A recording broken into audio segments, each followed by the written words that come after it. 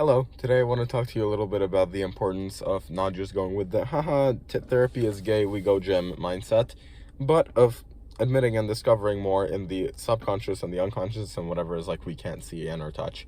So, a lot of people, they get on self-improvement, they're like, oh hey, let's go to the gym, oh hey, let's fucking, that's basically the only thing. Let's look better, let's maybe get stronger, maybe do some cardio, that's it. And they still have a bunch of stuff left over from childhood, or even stuff that's going on in their lives right now, mental states that they're in, that's a little bit messed up, or very messed up, but they're like, oh no, fuck that, therapy is for gay people, and I'm just gonna go to the gym and I'm gonna be okay. Now, the thing is, I'm not gonna waste time here going about, like, arguing semantics or, like, apologia for, like, one way or the other. Basically, what I'm saying over here is that there are very, very real things that affect you and affect your mind that you need to go delving into unconscious and subconscious topics to resolve, whether that be through your religion, if that helps you. For some people, I can imagine it fucking hurts them. Whether it be your meditation, whether it be some gratitude, the journaling, things like that. I can't imagine journaling in of itself helping that much, but if it's deep meditation, some fucking like weird ass mushrooms that you find in the forest, not condoning that, but some people decide to go down that route, or the realm of psychology and the field of psychology. Now, some therapy doesn't deal with the subconscious at all. For example, my latest therapy, excuse me, it wasn't really what I needed. It wasn't specific to what I needed. And the unconscious mind or subconscious mind pretty much wasn't discussed at all. And that's really unlucky. So there were no dream analyses. There were no, there was very little calling back the past. We just like barely put together a small picture of the past. Wow, there's such a nice gathering outside. Hello. I'm in a neighborhood that's not my own. And it's a very nice family-friendly, homey vibe. So basically, that therapy was not like the most productive as productive as another one that would have went into more deep and darker things about the subconscious mind, the psyche, the shadow self, whatever else you have there. So these things are these things aren't real in the sense that we can't fucking punch them and we can't fucking press and pull and squat them and deadlift them up, and we can't fucking kick them, but they're very real in that you can feel there's a disturbance, you can feel there's something wrong in your mind when you're just fucking going about your day and you have a negative subconscious thought, or a negative, like, a intrusive thought, or like a Freudian slip or something, which fucking, what's it called, intrusive thoughts are really bad, they're really cringe. Sometimes they could be like you're on the top of a high place and you're like, if I jumped out from here, I would die.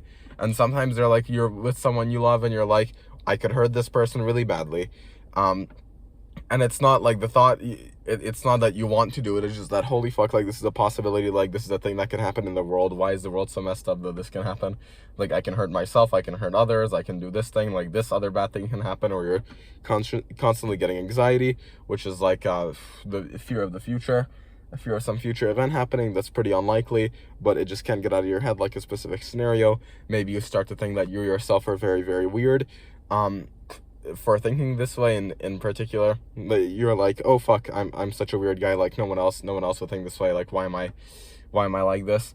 And then when you delve deeper into the mental side of things, which I'm not gonna go into here in this fucking 5-minute video, but basically, when you delve deeper into these topics and learn a little bit, you start to be like, oh, okay, I'm not my thoughts, that's great. And then you start to uncover the reasons and the neuroses of this. I'm right now reading Jung, so that's it's helped me with a few things. The most recent few pages he has as natural hypertrophy said, he's just fucking going off on tangents, and it's like, how does this relate to your point? But what he has said something about the nature of the subconscious mind, and like, it really just helped me view it as like, okay, it's a thing that fucking blasts out things, and that things are more often than not symbols, and they're not meant to be taken literally.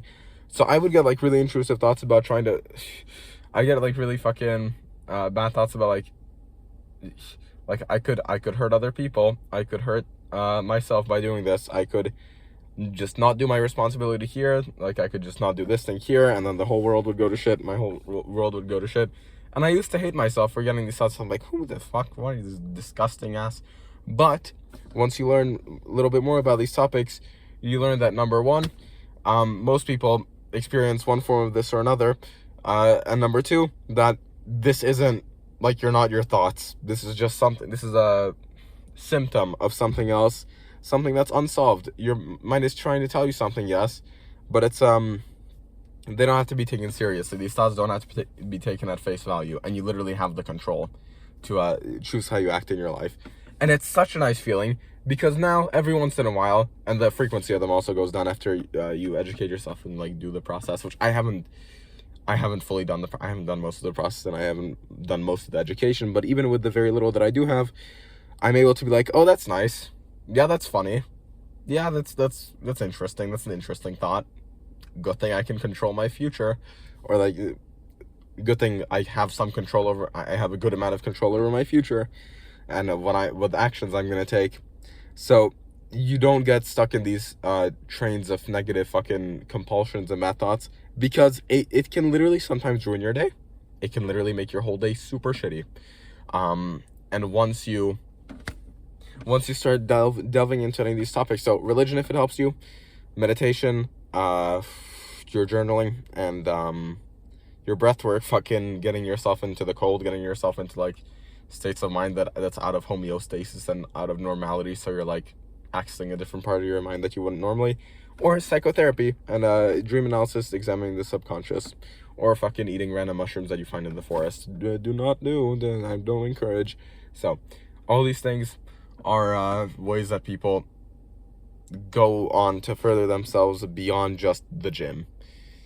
Because if you say like, haha, therapy's gay, okay, but you're still living with the negative thoughts in your head, and you still don't understand them, and you still think that it's not okay that you don't understand them. So like, the relationship that you have with them is not the greatest. My relationship with them is not the greatest, but it's a fuck of a lot better than what it used to be. And in recognizing that this is a new aspect of life to learn about, and to not take for granted the subconscious side, you open up the world and open up your future self to be set up well for just how you react to these thoughts, and maybe develop some further insights that can, like, I don't know, answer some questions you have about life. I haven't gone there yet, but we're on our way. Thank you very much for watching. Peace.